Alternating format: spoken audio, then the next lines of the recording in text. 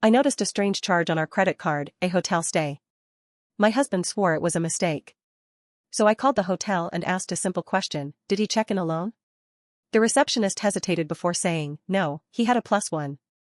That night, I waited until he fell asleep, then slipped a note into his wallet, I know who she is. And so does her husband. The next morning, he woke up screaming my name, but it was already too late. I've been married for 14 years. We live in Asheville, North Carolina. Quiet place, beautiful mountains, close-knit kind of vibe. I'm 41. My husband, let's call him Dan, is 43. He's always been the outgoing one, the charmer, the funny guy at get-togethers. I'm the quieter one. I do the bills, the scheduling, most of the parenting. We don't have kids, but we do have a dog and a life we built piece by piece. Or so I thought. Last month I sat down to pay our credit card bill like I always do. We use a shared card for groceries, gas, the usual married people stuff. As I was scanning through the statements, something caught my eye. $326.48, Grand Bohemian Hotel Biltmore Village. I stared at it for a long time. Not because of the price, but because I didn't remember booking it. We hadn't taken a trip in a while. No weekend getaway. No staycation. No weddings or events. Nothing. So I asked him. Hey babe, did you go to the Grand Bohemian recently? There's a charge on the card. He didn't even flinch. Just shrugged. Oh, that? Probably some kind of mistake. I'll call the card company. He said it like he was talking about a missing sock. Then he changed the subject. Something felt off. The charge was from a Saturday. He was gone that day, said he had a work thing in Charlotte. Left around noon, came home the next morning. Said he had too many beers and crashed at a coworker's place. I didn't question it back then. I should have. He never followed up with the card company. At least not in front of me. So 2 days later, when he left for work, I called the hotel myself. Just to clear things up. I asked for the front desk. Gave them the date. Said I was just verifying a charge for accounting reasons. Then I asked one question. Can you confirm if the guest checked in alone? The girl on the phone, her voice changed. She hesitated. You know when someone's about to say something that'll change everything? No, ma'am. He had a +1. Those 4 words felt like someone punched me in the stomach. I didn't even say anything after that. I just hung up. I sat in silence for almost an hour. My heart was racing. My face was hot. I don't even remember getting up or going to the kitchen. I felt like I left my body. I didn't cry. Not yet. Just stared at nothing and felt everything all at once. I waited until he was asleep. He snored like he always does, arms sprawled across the bed like he owned the damn world. I wrote a short note and slid it into his wallet, right behind his driver's license. I know who she is. And so does her husband. I didn't actually know who she was, not for sure. But I had a hunch. There's only one woman who's been acting strange around me lately. Friendly but too careful. Like someone walking on eggshells around a bomb. Her name's Kelsey. She lives 2 houses down. Married to James, who's about as kind and clueless as they come. Kelsey's younger than me, maybe mid-30s. Blonde, athletic, always jogging past our place in leggings and a sports bra. We've had dinner with them. Game nights. Fire pit nights. Hell, she borrowed my slow cooker last Thanksgiving. I started thinking back. The way Dan would light up when she walked in. How he laughed a little too loud at her jokes.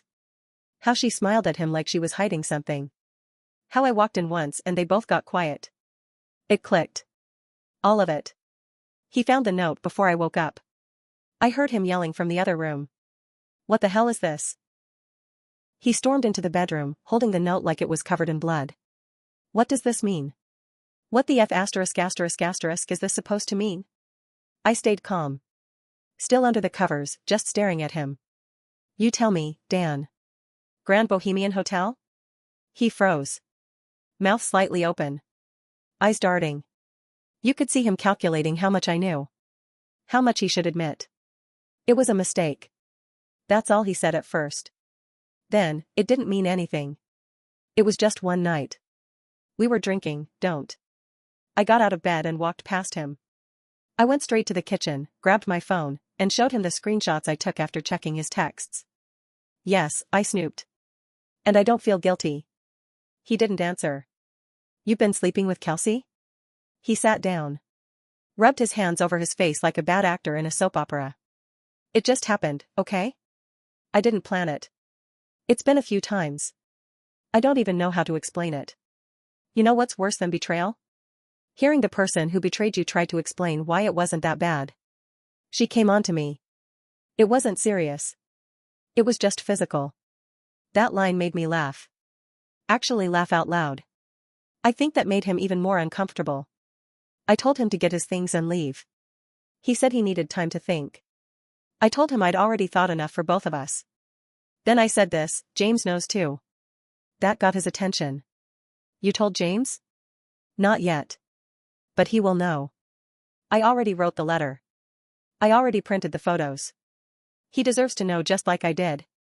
Dan started panicking. Said I was trying to ruin lives. Said I was taking it too far. No, Dan. You took it too far when you used our credit card to rent a hotel room for your affair. You took it too far when you came home, kissed me on the forehead, and lied to my face. I told him I'd give him until the end of the day to be out. Then I picked up the phone. If y'all want updates, I'll post more later. Right now I'm still sorting things out. But I will say this. When a man tells you you're crazy for asking questions, chances are, you're asking the right ones. And when someone hesitates before giving you the truth, they already know they're caught. After I told Dan I knew about Kelsey, and that James would too, he left the house. Took a duffel bag and slammed the door like he had any right to be angry. That was 3 days ago. He's been texting nonstop. Calling. Leaving voicemails like we're in some Nicholas Sparks movie. Please, I'm sorry. I'll fix it. You don't have to tell James. It'll just ruin everything. Just one line, last night was wild, let's do that again next weekend if we can sneak it. I wanted to throw up when I printed it. But I needed him to see. I walked down the street just before dusk. Slipped the envelope into their mailbox like I was dropping off a curse. My hands were cold. My heart was pounding. Then I went home and waited. The next morning, I saw James standing outside their house. Alone. No Kelsey in sight. Later that day, he showed up at my door. Holding the envelope. His face looked like someone had dragged him through a storm. Pale, hollow, broken. Thank you, he said. Just that. Then, you were right. I checked her phone. I saw everything. We stood in silence for a while. Just two people who had been lied to in the same, sickening way. He asked if I wanted to talk. I told him I needed time. He nodded and walked away. But here's where it gets complicated. That night, someone egged my car. We don't live in a neighborhood where stuff like that happens. We're not kids. We're homeowners. Grown adults. I checked my doorbell cam. It was Kelsey. Clear as day. Hoodie pulled halfway over her head, but it was her. Her walk. Her body. Her rage. I didn't report it. I waited. The next morning, I walked over to their house again. Knocked. This time Kelsey opened the door. She looked like she hadn't slept. Eyes puffy. No makeup. She stared at me like she wanted to scream. I stayed calm. You egged my car. You destroyed my marriage, she snapped. No, I said. You did that. I just turned on the lights. She stepped outside and shut the door behind her. We were face to face on the porch. You could have come to me first. Why? So you could lie like he did? She didn't answer. Just folded her arms and looked out at the street like the pavement could save her. You want to play the victim, I told her. But you don't get to cheat with someone's husband and then cry when it blows up in your face. She scoffed. You think your marriage was perfect? That one hit weird. Like a knife with a smile. You have no idea what he told me about you, she said. I didn't respond. I didn't want to give her the satisfaction. But later that night, I couldn't stop thinking about it. What did he tell her? Was he lying to her, too? Was he playing the poor mistreated husband card to get her sympathy? That's when I decided to check our home computer. Dan used it for years. I don't know why I didn't think of it sooner. And there it was. A whole email account I never knew existed. Hidden under an alias name. Emails going back 2 years. Not just to Kelsey, but to another woman. A different name. A different city. Pictures. Hotel bookings. Flight receipts. He wasn't just cheating with Kelsey. He had been cheating on both of us. Double-timing his mistress with another mistress. This man was a walking soap opera. I wanted to scream. But all I could do was sit down and shake. The betrayal didn't just double, it multiplied. He lied to me. Lied to Kelsey. Lied to this other woman, too. All while pretending to be some overworked husband who just wanted a quiet life. I took screenshots of everything. Backed up the emails. Printed a stack of pages and filed them away. Because now this isn't just about heartbreak. It's about leverage. 2 nights ago, Dan showed up at the house. He knocked. I didn't answer. So he went around to the back and started yelling through the sliding glass door. Please. Just talk to me. Let's fix this. I opened the door just long enough to say this, I know about the other one. The one in Atlanta. He froze. And I swear, I've never seen someone's soul leave their body so fast. He tried to lie again. I don't know what you're talking about, I slammed the door. Let him stand in the cold. He hasn't come back since. I'm working with a lawyer. Because just when I thought it couldn't get worse, it got stranger. And messier. And somehow even more personal. Last time, I told you I found out about a second woman. Some woman in Atlanta he had been emailing under a fake account. There were plane tickets. Hotel bookings. Long threads about how hard his life was, and how trapped he felt in his marriage. That was fun to read. But I didn't expect what happened next. It was a Sunday afternoon. I was cleaning out the garage, trying to stay busy. That kind of tired where your body's moving but your brain is just noise. My phone rang. Unknown number. Atlanta area code. I didn't pick up. They left a voicemail. It was a woman's voice. Calm. Cold. Hi. I think your husband has been seeing both of us. I just found out he's married. I need to talk to you. Please. I listened to it 3 times. Then I called back. Her name is Monica. She's 38. Divorced. Met Dan through some conference in Charleston almost a year ago. He told her he was separated. Said we were working through paperwork. I could barely speak. She told me she only found out he was still married when she got curious and did a reverse image search on a picture of him that he'd accidentally included with our dog in the background. She found my Facebook. She found our wedding photos. Our life. She said her stomach dropped. So did mine. She told me everything. Times. Places. Conversations. How Dan used to vent about how cold I was. How I didn't support his dreams. How I made him feel invisible. Let me be clear, I have supported that man through 4 job changes, a family death, and 2 years of him finding himself while I carried most of the bills. But he played the victim for sympathy. That was his game. I asked her if she ever met anyone else he knew. She said no. He kept her separate. Always traveled to see her. Never brought her into his world. That's when I realized something. He was juggling all of us. Not just one affair. 2 relationships. 2 lies. 2 entire fantasy worlds. And here's the part that chilled me, Monica told me she found an email from him dated just 1 week before everything blew up. He told her he was thinking about proposing once the divorce with me was finalized. Proposing. To a woman he'd only been seeing less than a year. While still married to me. While still screwing the neighbor. But I did. I told her everything. Sent her the screenshots. The hotel info. Even the note I left in his wallet. She cried. Said he told her I was bitter and manipulative. Said she had believed him. Said she thought she finally found someone safe after her divorce. I felt that in my bones. She asked if we could stay in touch. I said yes. Because somehow, in all this madness, she's not the enemy. She's just another one of us. Dan found out I spoke to her. I don't know how. Maybe Monica confronted him. Maybe he guessed. But 2 nights later, he showed up again. This time, he wasn't calm. He was red-faced. Furious. Banging on the front door like a lunatic. Why would you call her? Why are you trying to ruin my life? I didn't open the door. I talked through the security camera speaker. You ruined your life. I just turned the lights on. He started pacing on the porch. Yelling. Swearing. Said he was going to lose everything. That Monica blocked him. That James won't return his calls. That he's all alone. He wanted me to feel sorry for him. But I didn't. I just watched. Then I hit record. I have the footage saved now. Just in case. Because something about the way he looked, something unhinged in his eyes. I'm not afraid of him. But I'm not naive anymore either. Word has gotten around. People aren't stupid. Kelsey hasn't shown her face since the confrontation. James filed for separation. I heard from someone on the HOA board that she's staying with her sister in Tennessee. Dan? Still crashing at a friend's place in Arden. But apparently that friend has a wife who just found out why Dan needed a couch. Yeah.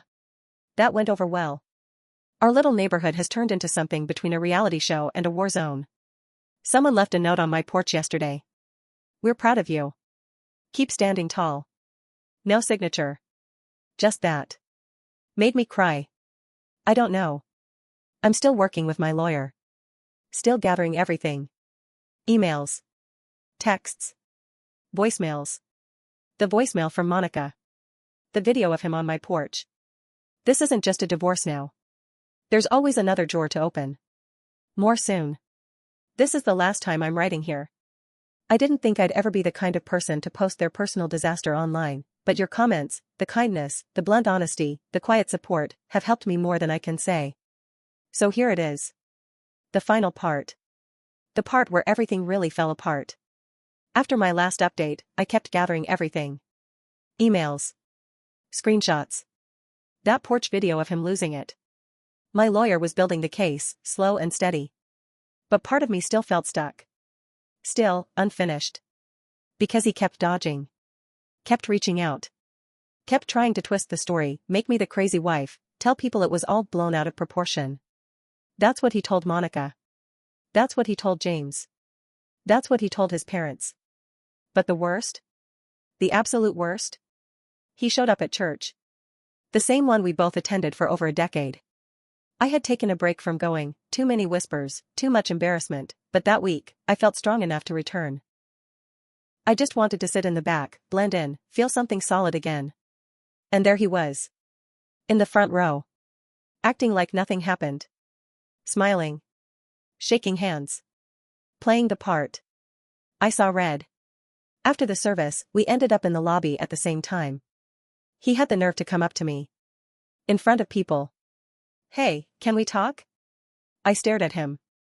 Dead quiet. Not here, I said. Why not? He asked louder, fake smiling. You've already told everyone everything, right? Might as well keep going. People turned. And that's when it hit me, he wanted this to be public. He thought I wouldn't say anything. That I'd keep quiet to avoid a scene. So I gave him what he didn't expect. You lied to me, I said, my voice shaking but steady. You cheated on me with 2 women, and now you want to stand here like you're the victim? He froze. All eyes turned to us. I pulled out my phone and tapped open an email. It was one of the threads between him and Monica. I read it out loud. Once the divorce is over, I want to start a life with you. She doesn't see me anymore. I've been invisible for years. I stared him down. You said that 2 weeks before taking Kelsey to a hotel. The same Kelsey who's married to our friend. And you still have the nerve to ask if we can talk? He opened his mouth. Closed it. Opened it again. Someone behind me whispered, "Oh my God." Then James stepped forward. He had been standing nearby. Holding a Bible in one hand, and a face like stone. You lied to me too, he said to Dan. Told me you barely knew Kelsey. That it was just a one-time mistake. I didn't, I mean, it was complicated, Dan stammered. Complicated? I snapped. You were about to propose to Monica. While still married. While still sleeping with someone else's wife. What part of that is complicated? Dan turned to the crowd around us. She's twisting everything. That was all he said. That's all he had left. No apology. No ownership. Just another lie. I left. Walked straight out of that church lobby with tears in my eyes but my head held high. Dan didn't follow. He couldn't. Too many people had heard it. Seen it. That week, things moved fast. James filed for divorce. Monica sent me a thank you card, handwritten. She told me she was finally seeing him clearly. That he'd begged her to stay and she said no. Dan's friend and Arden kicked him out. Word had spread.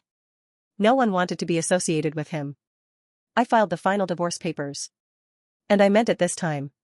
It wasn't all strength. Don't get me wrong. That night, I cried. On the kitchen floor. 4 hours. Not for him. But for me. For the woman who believed. For the woman who waited. For the woman who gave and gave and gave. And got lies in return. I started seeing a therapist. I reached out to old friends. I reconnected with my sister, who I hadn't seen in over a year. People came forward. Quietly. Softly. Neighbors. Church friends. Even an older woman who just hugged me and whispered, "He was always too slick." Funny how people see it all in hindsight. I'm not the same person I was 3 months ago. I'm quieter now. Sharper. Not bitter, but not naive. The house feels different. Lighter. I replaced the bed. Repainted the kitchen. Tossed every photo that had his face in it. I kept one wedding picture, but it's in a drawer. As a reminder. Not of love. But of survival. He texts now and then. I don't answer. The last one said, "I miss us." There is no us. There was only me, trying to hold together a life that he was secretly burning down. Here's what I learned: sometimes the truth doesn't come with answers. It just opens a door. Sometimes the villain is charming.